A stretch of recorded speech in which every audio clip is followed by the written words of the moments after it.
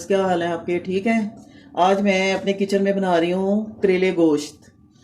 तो उसके लिए अभी मैंने क्या किया है कि ये 2 किलो करेले हैं और उनको मैंने छील के उस छिलका उतार दिया है। ये उसका छिलका है, तो मैंने छिलका उतार के काट के तो अब इसको मैंने नमक लगा दिया है और इसको भी नमक लगा दिया है। अभी ये 2 घंटे पड़े रहेंगे। 2 घंटे के बाद फिर हम इसको मसलेंगे, मसल के इसका पानी निकाल के निचोड़ के फिर मैं आपको बताऊंगी कि आगे क्या। बस मैंने करेले और उसकी खुरचन जो थी उसको नमक लगा के रखा था, वो हमारा मैंने धो के निचोड़ के वो रख लिया है। और अब मैं ये आधा किलो गोश्त है, उसमें 2 गिलास मैंने पानी डाला है। और अब मैं इसमें सारी ये मसाले, ये टमाटर और ये कम से कम आधा किलो प्याज है। आधा प्याज मैं अभी डालूंगी, आधा मैं प्याज जब करेले फ्राई करूँगी फिर डालूंगी।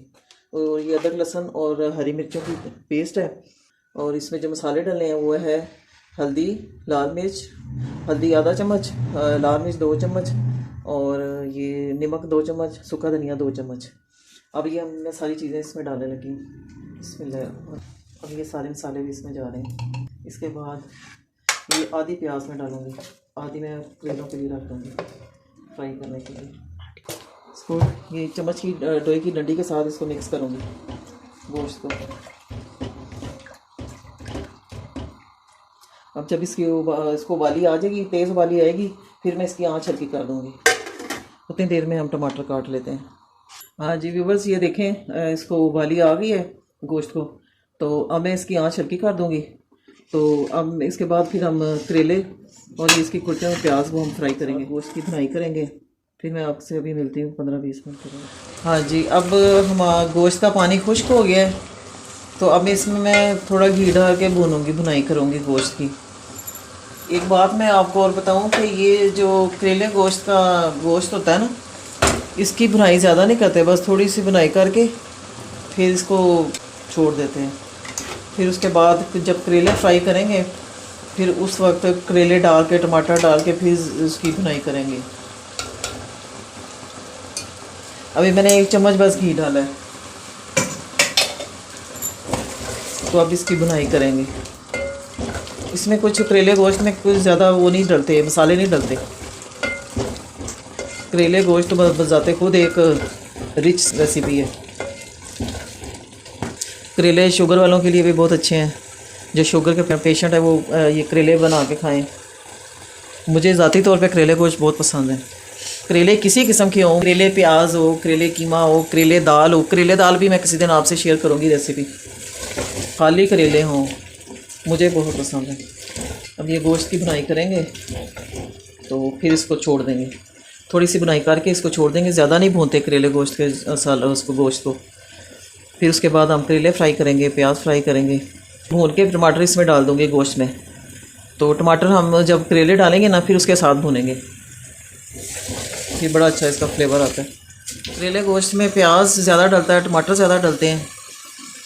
तो जितने प्याज और उसके टमाटर ज़्यादा होंगे उसके करेले उतने ही बहुत अच्छे और रिच बनेंगे, टेस्ट बहुत अच्छा आएगा। अगर आपको मेरी रेसिपी पसंद आई तो कमेंट्स ज़रूर कीजिए। ये देखिए हमारा गोश्त की बनाई हो गई है। अब मैं इसको उतार के साइड पे रखूँगी। ये देखिए ये टमाटर भी इसमें डाल दूँगी। अब मैं मिक्स करके ये कढ़ाई रखी है, इसमें मैंने 2 चम्मच, इसमें बड़े चम्मच 2 डाले हैं घी के। थोड़ा गर्म होता है फिर हम इसमें करेले डालेंगे। ये गर्म हो गया, अब मैं करेले डालूँगी और फ्राई करूँगी। मैंने करेले मैंने पहले भी बताया कि करेले छील के तो काट के तो फिर मैंने इनको नमक लगा के रख दिया था 2 घंटे के लिए। फिर इनको मसल के अच्छी तरह इनका पानी निकाल के निचोड़ के धो के फिर दोबारा इसको निचोड़ा, इनको निचोड़ के तो अब मैं इनको फ्राई करने लगी हूँ। और ये इसकी खुरचन जो उतरी थी वो भी मैंने इसको नमक लगा के तो इसको मसल के इसका पानी निकाल के धो के तो मैंने रखा है इनको। तो अब हम ये फ्राई करेंगे करेले। जब हाफ फ्राई हो जाएंगे तो फिर मैं इसमें प्याज डालूँगी। ये देखिए मैंने कितना घी डाला था और फिर भी देखिए कम लग रहा है।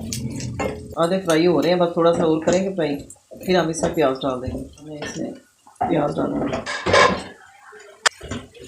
जब प्याज आप काटते हैं तो पानी बिल्कुल नहीं लगा होना चाहिए साथ। अगर प्याज में या टमाटरों के साथ पानी लगेगा फिर करेले जो है ना, करेले गोश्त कड़वे पकते। ये रेसिपी बनाते हुए थोड़ा टाइम तो लगता है, लेकिन करेले गोश्त इतने मज़े के बनते हैं कि ये हाथ ही नहीं आते। ये इतनी बेबरती सब्ज़ी होती है कि जितना ज़्यादा आप बनाएंगे उतने कम पड़ जाते हैं।